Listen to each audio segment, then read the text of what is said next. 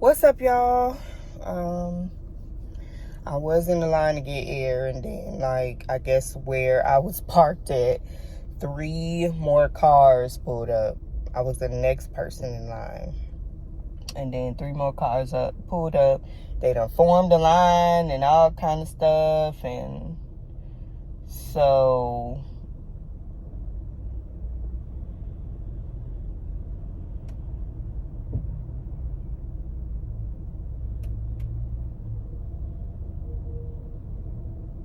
what is really going on here? And now the lady done skipped the man that was next in line. So I guess I need to go pull over behind this car. Anyway, I was just parked in the wrong spot because all these cars started pulling up. But the lady shouldn't have skipped him. Anyway, y'all excuse my closure. I don't know what's going on. I'm trying to hold on to this weave. But anyway, so I wanted to just have a quick chit chat. I guess this is just a time for me to just take a moment. I'll try to keep this video really, really brief because I need to go, run to Walmart, get back home. My husband got things to do. My son is going over to his friends. So, oh Lord, they forming an even longer line for the air. So, anyway. So, I don't even know. I have a couple things I want to chat about today. So, I don't know if this is a tea with Crystal. I guess it is, because the tea is always a testimony, and it is always about what God is doing in my life. So, people assume testimony is just what God has, physically done for us, like physical things, maybe. I got a new car, I got a new house, God bless my business, God bless this, but mine is more about healing right now, my mental space, my mindset, becoming whole. I'm in identity recovery, and I don't know how long I'll be talking about this whole identity recovery thing, but that is a constant thing. And before I go any further, let me just say, if y'all have not watched, so the Woman Thou Art Loose conference just happened. And I seen it being posted everywhere, like Instagram, Facebook. I've seen it being posted everywhere. So I'm like, let me just go watch. And honestly, Women That Are Loose has been around a very long time, because I remember when my mom had the book, T.D. Jakes' book, Women That Are Loose. I was little, girl. I was young, but I remember her having that book. T.D. Jakes has been around a long time. But anyway, so people were posting how he passed the mantle, the torch, to Sarah Jakes Roberts. He was letting the Women Thou Art Loose conference go. And so, she has Woman Evolve. And so now it's going into that. And y'all, it was so powerful. I was sitting watching it this morning. So if you haven't, go find it on YouTube. It's on T.D. Jakes' page. It's 40 minutes long. Just him talking about, he just passed the torch to Sarah Jakes Roberts and her husband, and now it's evolving. So, and it was so powerful. I felt God, I felt the power in it, just to see him passing what he has built, and he said it wasn't about legacy or anything like that. It was about the anointing and the oil on Sarah Jakes. And he sees that in her, and he was like, if he didn't see God in her and on her and what she's doing with Women Evolve, he wouldn't be standing there. And that's very powerful, because people feel I guess families, in a sense. I'll just talk about how I grew up and what my dad would say. And so my dad and my mom are entrepreneurs. They didn't position themselves to necessarily pass something along or to me, but where families make parents make mistakes from one generation to another, is that they just feel let me talk about me. So I guess my father felt like I should automatically be involved in what they had going on. But how can I be involved if you weren't involving me? You weren't teaching me nothing. You weren't I just seen you get up, you go to work every day. I knew you was an entrepreneur, you was making a lot of money, you owned properties, you built your home, and my mom, she was an entrepreneur. She had businesses. Well, she was in childcare for a long time, and so I just saw like them just be entrepreneurs, but more of like in a 9-to-5 sense. Like they get up, they go to work, they come home. I wasn't being taught anything, so it was just like I was from the outside looking in, but I was automatically set up like in an obligated way to show up when they needed me. It wasn't like, in a sense, like involving me, teaching me entrepreneurship, showing me things so that I can see if this is something that I'm called to do. And then if it is, I get involved and I take it over once they're done. It was nothing like that. Y'all got so much stuff going on in this hair of mine. But anyway, God is good. So that wasn't me. And there are a lot of stories out there, and it's not just a Black thing, it's like in every ethnicity, where like parents or grandparents have set up something and then parents automatically get involved even if they're not called to it, and it's not a part of their purpose. They just take over it, and then there's like, the business won't be ran like it needs to be ran if you're not called to it. You know what I'm saying? And so that was my story. Like, my dad was in construction. I remember my mom used to go out with him, and I would be out there scraping floors. Like, my dad did drywall, so I'd be out there scraping floors, like pulling his hose that he used to spray things. But yes, you're getting me involved, and I'm not gonna lie, I like enjoyed it. I used to love going out to the properties where my dad was working at, just to go visit him, see him. We used to take him food. There was something, now that I'm thinking about it, like there was something about being in that process of a home being built. And my dad did like amazing homes. Like, he was doing the homes of like entrepreneurs that owned dealerships, and not just no little mom and pop dealership. Like, they owned Toyota dealerships and stuff like that. And so to be in their homes that are being built, these are like mansions and things like that. I loved being in there and seeing the process of something being built. Now that I go back and think about it, like, I enjoyed that as a little girl. And even when I got a little bit older and I had to go take him food or things like that, when I was able to drive, I was able to go into these very nice neighborhoods. So I was exposed to some amazing things through what my dad had done. But the teaching and the cultivating of entrepreneurship, I didn't get. But as I got older, like, my mom was in childcare, so it became an obligation to show up and go work for my mom and help her when she needed to be helped.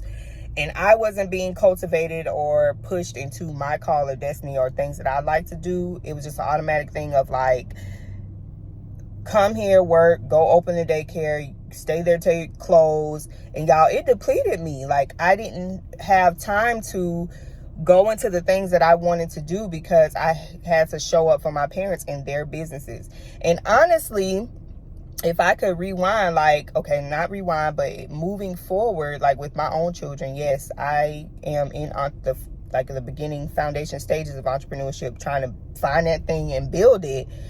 And as I build, like even now with my girls and the lip gloss business, this is something that I started, with them in mind. I love it. I like to do it. But looking at my two older girls, I only got one daughter that really likes it and likes to, and she loves makeup. And I feel like she may be one, like if I stick this thing through and build it to something huge and a brand that's like worldwide, I feel like I can see in her that she would be the one to get involved and maybe carry it on, because she loves makeup. And it's the younger of the two. She's 6. She loves makeup. She loves to be pretty. She loves to be glamorous. She loves to have her hair done. She loves to be cute, wear nice clothes, and be all accessorized and stuff like that. So I can see her carrying, like, being the face of a beauty brand. Now, my older daughter, who's 8.5, she got things that she don't like about it. Like my younger one, she likes to take pictures and be cute and put on the lip gloss if I need her to post like videos and have content. But my older daughter's like, no, I don't want to take no pictures. I don't want to. And sometimes she'll get involved and sometimes she won't. And I'm not pushing her to get involved. Like, I'm learning what she likes to do in the business and allow her to do that. So she likes the process when we make the lip gloss. She likes that process. And she likes to do the packaging and stuff like that. But when it comes to the videos and the pictures, she don't want to do that part. She likes to, she's a girl, but she's different. And I'm not trying to put them two in the same pot. You know, like they're different and they're made different. And so now this is our business and I'm doing it for them. But she's showing different interests. So she wants to be an artist and she wants to bake now. Like she's getting into baking and stuff like that. And I'm like, okay, let me cultivate that. I don't want to push her into what I'm trying to build, thinking it works for both of them. And then as my younger two girls, my 2-year-old and my 9-month-old, they're still very young. And if they get older and I'm still carrying on this business, if they show interest, then I'll get them involved. But it's about calling and purpose, and you don't want to put something in front of them that would distract them from focusing on who God called them to be. And I do think that it's up to parents to understand that I chose this path, but you don't have to choose this path because we're different. Like this is a calling and a purpose thing, a destiny thing. And if you show interest and I begin to see what God has put in you, that's why it's important for us to pray as parents for discernment and wisdom and understanding as parents, and like understanding our children, because we have to be able to see, not with like our own eyes and what we think in our mind, but through the wisdom of God, who God has called our children to be. And we're supposed to cultivate that. So I would be so wrong if I try to force this business on all 4 of my girls and say, I did this for you. Oh, this is a family thing. You don't want to be involved. And then I'm trying to push them and make them show up for something that they don't want to do. That will turn a child away. And not in a way of like, it's just a distraction, and it can cause rebellion because now I'm trying to make them do something they don't want to do. Like they're sitting back and they're watching me, but they have to go through their life and they have to live that. Just because this is what I love to do does not mean that this is what they're going to love to do. And it's not on me as a mom and as a parent to make them love what I love to do. And that's kind of what I experienced growing up. Like, if it was different and my parents had conversations with me, but I also saw that it was conversations from a place of love and a conversation from a place of like pushing me and cultivating me into who I am called to be, then I would understand. And yes, I would try this over here and try what my mom is doing, try what my dad is doing. And if I just don't see where I fit in it, give me the encouragement to go out and do what I desire to do. Like I've learned throughout life that we have to try things. And if they were pushing prayer on me and knowing God and teaching me about identity and who I am in God and that we all have a purpose and a calling, it would be different. Maybe in my father's business, because he was in drywall, I'm not about to go out there and spray no walls. Like, I don't want to be scraping floors. I'm a woman. Not saying that like women don't enjoy doing handiwork and doing construction work and stuff like that. But there should have been places in the business, if the business was set up properly, where, you know, they could have been like, okay, try this over here. Like, for instance, I'm getting into bookkeeping now and stuff like that. Maybe I would have enjoyed that, or the administrative side of the business or things like that. Like, I even realize now, like, even with my mom's business, I saw what she was so stressed out with this daycare. They weren't setting the businesses up in the position where like she could hire people to do the admin side and handle the enrollment side and things like that, like the paperwork. She was doing everything. And then on top of not hiring the right people to help the daycare flourish, she was just stressed out. She was doing everything. So there was an expectation put upon me, like, just show up. Your mom needs help. Show up and do what she needs you to do. And y'all, that pushed me into like running away from them because they weren't taking the time to try to understand who I was, to see me as an individual. Y'all, I was going through this even as an adult. They weren't trying to take time to see me as an individual, my own person, that God created me to do something different. And so I felt obligated because I was living in their house. I felt like whatever they told me to do, I had to do it. Like, I couldn't stand up on my own 2 feet as an adult and say, okay, I don't want to do this, and I'm going to go and take this path. And because I wasn't bold enough to confront my parents respectfully and honorably to say this, because inside I had fear, I guess, or I just didn't have a mind of my own. That's how I grew up. Like, they didn't cultivate me to have a mind of my own and think for myself and think about my life and what I want to do.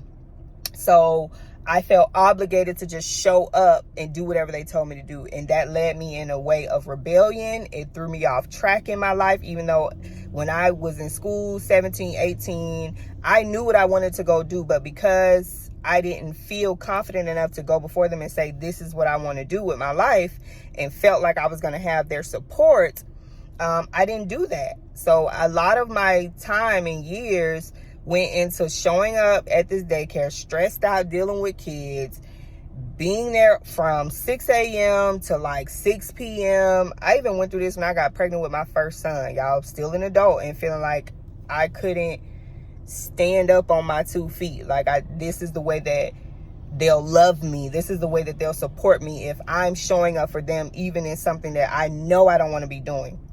Now, back to when I was 17 or 18, I knew that I had a whole plan for my life. Like, I had a journal and notebooks of like, okay, I'm going to go do this. And I wanted to go to school for entertainment. I wanted to go to school for like, just some kind of entertainment background. I wanted to be behind the scenes of the music industry. That is what I wanted to go do. I had my plan. I wanted to go to this school, and I looked at housing and everything, but I wasn't strong enough to still go after that, even if my parents didn't support me. That's a whole nother video. So I say all of that to say, like, we can't do that to our kids. So watching that Sarah Jakes and TD Jakes video just really inspired me, and it really, like, I felt it, like the mantle, like how the support was. And even though Sarah Jakes got pregnant at 14, like how her father welcomed her back in, he was supporting her, she knew he had her back, and she even said, like, I guess at the time when she introduced him at one of the conferences, she said that, and she was like, he freed me from the shame of my past, getting pregnant at 14. And I dealt with that too, as growing up as an only child. Like, my parents, I feel like they put me in a position to make me feel guilty about a lot of the choices that I made in life.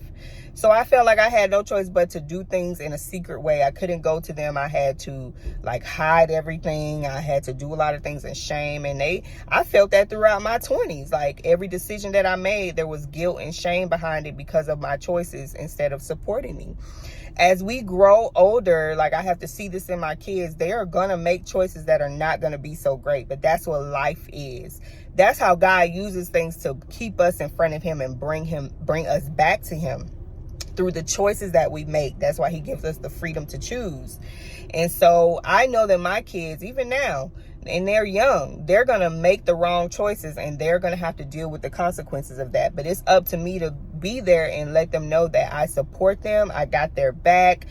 You may have to take some time, take a few steps back to come back from this choice that you made, but I'm here to help you in any way that I possibly can. Not to get in your way, but to support you in the decisions you make moving forward. So seeing TD Jakes pass that mantle and that torch and what he's built And to hear him say, like, you have my support, you can use all of my facilities, you can use me and your mother's influence, you can stand on top of what we built to do what God has called you to do. Not to do what we want you to do, but to do what God has called you, anointed you, appointed you to do.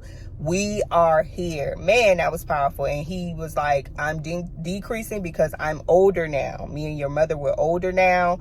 And it's time for us. We've done what we needed to do for our generation. Now we're passing this to you for your generation. And that is so powerful. And I feel like that's how torches need to be passed. That's how legacy needs to be passed on. And so even if I have these conversations with my husband all the time, and I think about this all the time. So even with this business, if this turns into something that, like, the glory of God, he is just on it, and we build this brand to what I see, but I know God's vision is far greater.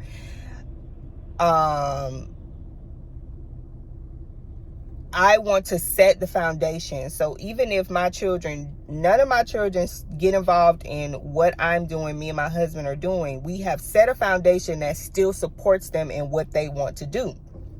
Meaning you can have our influence, the influence that we've built, the community, the following that we've built, the power that we have because of what we've done through our own calling and destiny. If my son wants to go, I don't know, if he wants to go build the next Apple brand, at least I have the foundation and the influence. I have something that I've built to back him for what he wants to do. And see, that's the thing with parents too. Not a problem, but that's the thing what parents do. We cannot see what we're building as just a business to pass on. Like, we have to see the foundation, we have to see the power, the influence, the following, the community, the relationships, everything that comes along with that as something that can be passed on to our children no matter what they're doing. We have this foundation for you to stand on top of, and it may not be in what we built, but through what we've built, we have something to give you because of that. And so that's what I saw with TD Jakes. It was like, man, so it's like no matter the direction that God calls her and her husband to, and it's amazing when you can build something and you can bring along their spouses, God-given, purpose-given spouses are a part of that, and they also benefit from what you've built over the years. Even if it's a totally different direction, you can still stand on this foundation of what we've built. Man, that was powerful. That's not even what I got on here to talk about. I was going to talk about something totally different, but that could be my next topic.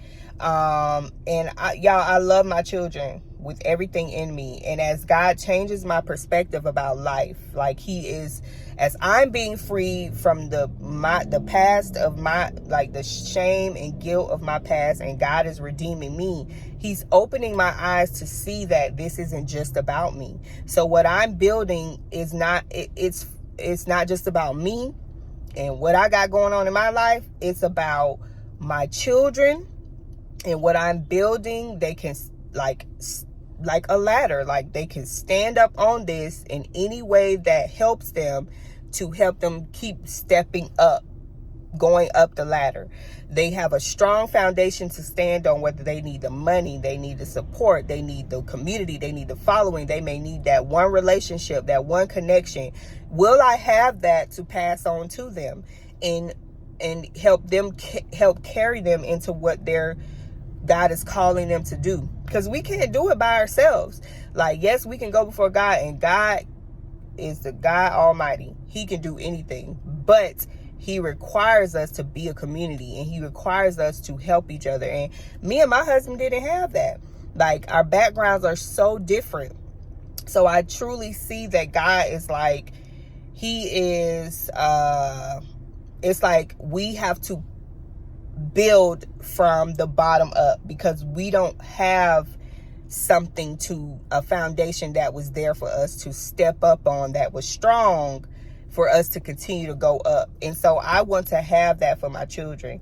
So if you don't do anything else, go watch that video of how he gave the message and how he passed it along. He anointed her.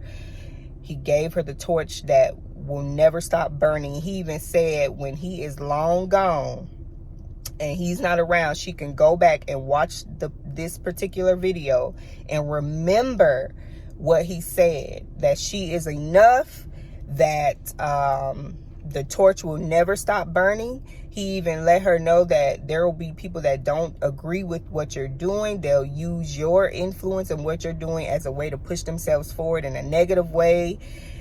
When your back is against the wall, when you are crying out, you don't know what to do, you don't know what to say, go back and watch this video. And that's like a time stamp. That's like, I'm stamping this in this time. So when I'm gone, this is your reminder. And listen, that's what we have to do as parents.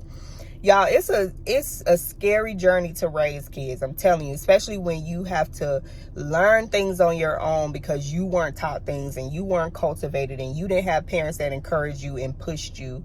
And he said that too to all the women in the room. He was like, I'm not only commissioning her, my daughter, to go out and fulfill the exploits and do what God has called you to do, but I'm commissioning every woman in this room.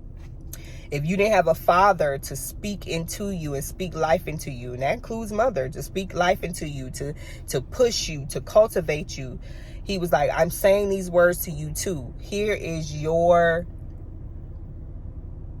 yes, to go out and do it. Receive the message, like he was like spiritually as a father figure, to you are enough to go out and do what God has called you to do.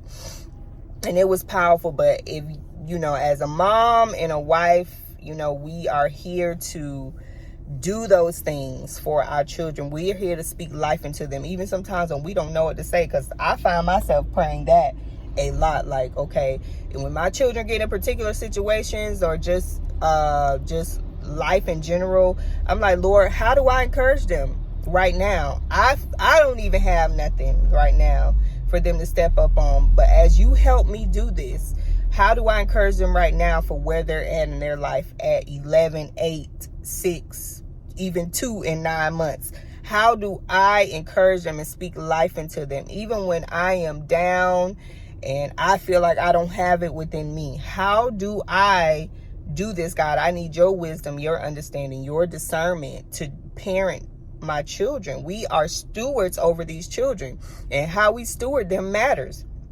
So that was very powerful, and I just wanted to share that because this is where I am in my life. Like, we have to think about the future. We can't always think about right now, what's happening currently in our lives right now.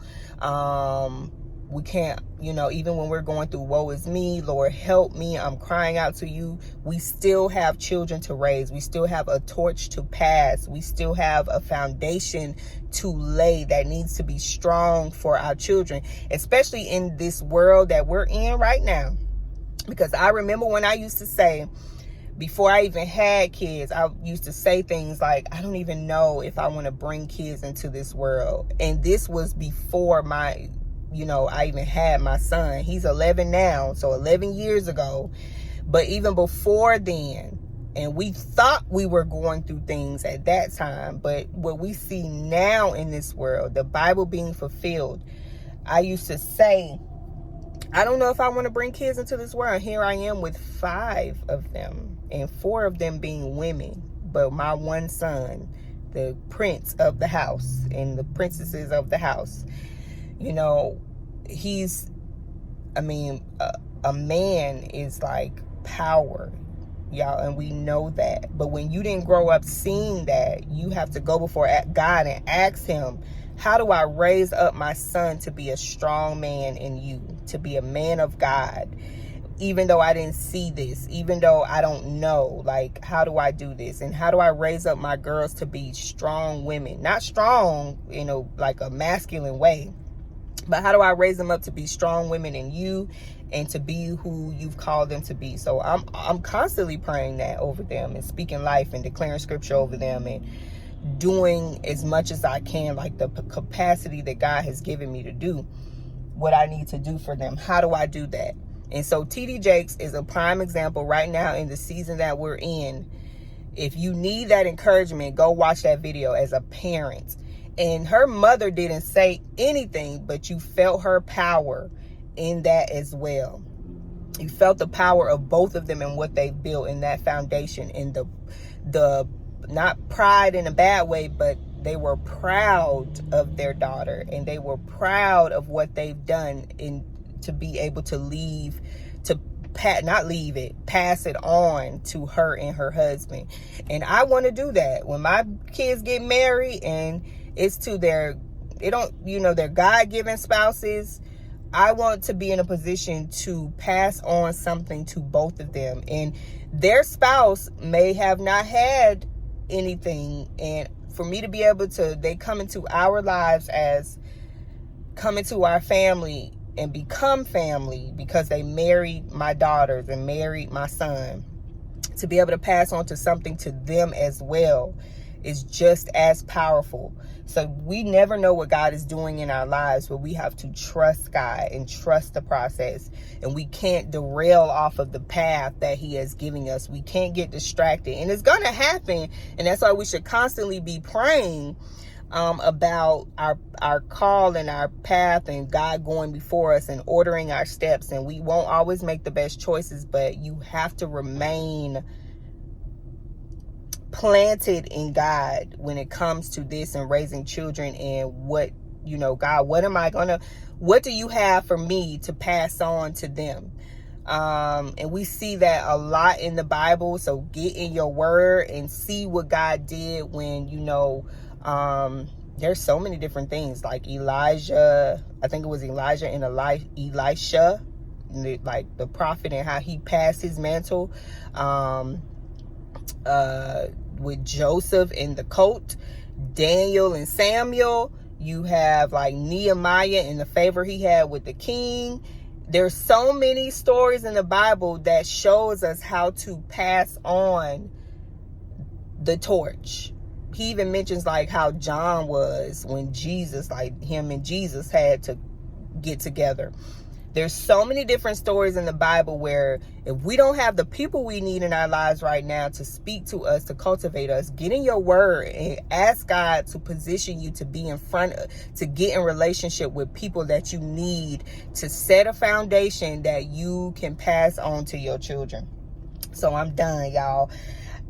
This is my tea for today. This is going to be my prayer moving forward. We are in a new year spiritually, Rosh Hashanah. And this is a time that you have to go before God. It started on Monday, I believe, Rosh Hashanah. And so we are in a spiritual new year. And this is how I'm going to be living my life. I won't live my life according to the world's new year of January 1st. And I know this is something God is cultivating in me right now, to get into him spiritually and what's happening spiritually. And so I'm living out this spiritual new year. And I know every year God will cultivate me to tap in more and more. And I just want to be deeper in God. So even when it comes to our children, raising them, it's not about what we want for them and what we want to do for them, but it's about what God has in store. There's a purpose. And I always pray that as well. Like, Lord, you put us together as a family for a purpose. You gave me 5 kids for a purpose. You gave me these particular kids for a purpose. You gave them me as their mom and gave them their father for a reason. And so we don't always know, but it's not just because we had kids and here we are. Like, there is purpose behind why we are together as a family. And I just want the purpose that God has for us. And I thank him for that. And God, lead us into what you've called us to do as a family. And it's not what I want to do. We're not here just living and raising and feeding kids. That's not just what we're here for. So go watch that video. Thank you for watching. Thank you for just listening this far. Follow my channel, like, subscribe. This is the things I'm going to be talking about. And I just want to be of encouragement to moms and to wives and people who are about their family, but more about what God is doing in their lives for their family. And remember that today, September 28th, Wednesday, September 28th at 12:02, that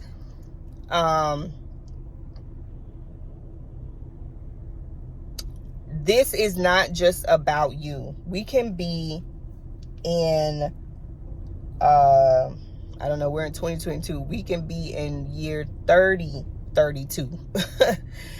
If the world is still here by that time, God hasn't come. We can be in year 2030. I said 3032. Ooh, that's a long time. We could be in 2032, 10 years from now. And what impact have you made through the grace of God? And now your children are standing on that foundation of what you've allowed God to do in your life. Do not put a limit on God. Don't put him in a box. Don't put your own thoughts and things on God, because God does exceedingly and abundantly above all we can ever think or ask. So 10 years from now, it's not just about you, but it's about your children. By then, they may have grandchildren. I mean, I may have grandchildren in 10 years. I don't know. Like, my son will be 21. You know, hopefully I don't have no grandchildren, but hey, God knows. And so even if they got in situations like how Sarah was, she got pregnant at 14 and had a son. I don't want to lead my children into abortion like my mom told me to go get abortions when I got pregnant at 17 and 18. I'm not going to tell them to do that. Because we ain't doing that. You gonna have this baby, okay? And we are gonna raise this baby together, and we are gonna support you, and we are going to be here to lift you up. And it's not a mistake. I won't even say you made a mistake, because God works everything together for our good. So God knew, and he knows that if one of my children just so happened to get pregnant as teenagers, or my son gets, somebody pregnant as a teenager, he knew. And so what I do and my husband does matters when it comes to them and now having to raise children. We all have to get ourselves together, because now it's not just that. Now I have grandchildren to build for. It doesn't matter when they come. Now I have grandchildren and their children and their children to build for. It doesn't just stop here. So 10 years from now, what is that foundation going to look like? Go before God. And what foundation will you have in place for your children to step up on and build up upon? All right, so that's my tea.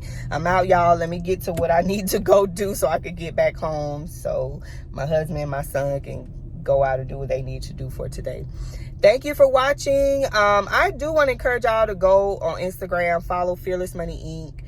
I don't know what God is doing, but I feel that he's going to do something so powerful in this spiritual new year with Fearless Money Inc. And I'm just providing tools and encouragement and resources to help wives thrive in their marriage, in their life, first in their life, in their marriage, and in their businesses. And so go follow Fearless Money Inc. and thank you for being with me through this identity recovery and through this transition in my life as God restores me to my original intent, because I am fearfully and wonderfully made, and he knew me before I was even in my mother's womb, okay? And that is all I'm trying to live, is what God has called me to do. Peace, y'all.